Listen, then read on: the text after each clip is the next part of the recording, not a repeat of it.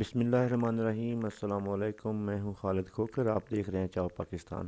حالیہ فوج مخالف مظاہروں اور نفرت کے بعد فوج نے یہ فیصلہ کیا ہے کہ اب جو کوئی بھی فوج کے خلاف یا اس طرح کی دیگر اقدامات میں حصہ لے گا تو ان کے مقدمات جو ہیں وہ فوجی عدالتوں میں چلائے جائیں گے۔ آرمی ایکٹ پاکستان میں 1952 سے رائج ہے اور اس میں آخری جو ترمیم ہے وہ 2022 میں کی گئی۔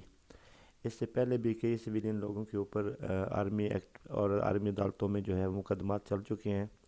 ایک بار پھر سے فوجی عدالتیں شروع ہونے والی ہیں اور اب فوجی تنصیبات کے اوپر یا دیگر فوجی جو بھی فوجی لوگوں کے خلاف پاکستان آرمی کے خلاف جو کوئی بھی کسی قسم کا کوئی ایکشن لے گا تو اس کا جو ہے وہ مقدمہ عام عدالت میں نہیں بلکہ فوجی عدالت میں آرمی ایکٹ کے تحت ہوگا۔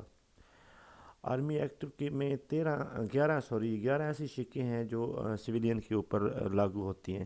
نمبر 1، اگر کوئی شخص فوجی شخصیات یا تنصیبات پر حملہ کرے، اگر کوئی شخص کسی فوجی کو تاوان کے لیے اغوا کرے۔ نمبر 3، اگر کوئی دہشت گردی کا سامان یعنی گولہ بارود یا خودکش جیکٹ وغیرہ رکھتا ہو۔ نمبر 4، اگر کسی کی گاڑی کا استعمال دہشت گردی میں ہوا ہو۔ نمبر 5، اگر کسی کی وجہ سے کوئی فوجی زخمی یا ہلاک ہو گیا ہو۔ نمبر 6، ایسے ہتھیار جو دہشت گردی کی کارروائیوں میں استعمال ہو سکتے ہیں اگر وہ کوئی شخص رکھتا ہے تو اس کے اوپر فوجی عدالت میں مقدمہ چل سکتا ہے۔ اگر آپ نے کوئی ایسا عمل کیا ہے جس سے ریاست کے خلاف نفرت ابھری ہو تب بھی آپ کے خلاف فوجی ایکٹ کے تحت فوجی عدالت میں مقدمہ چل سکتا ہے۔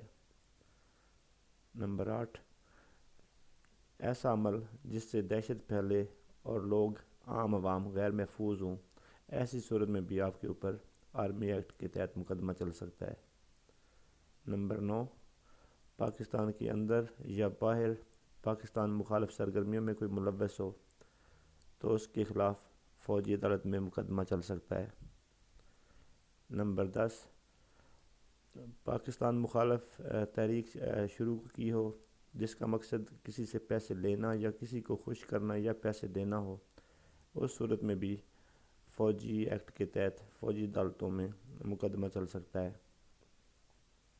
نمبر 11، اگر کوئی شخص وطن کے خلاف جنگ کا اعلان کر دے تو اس کا مقدمہ بھی فوجی عدالت میں چلے گا۔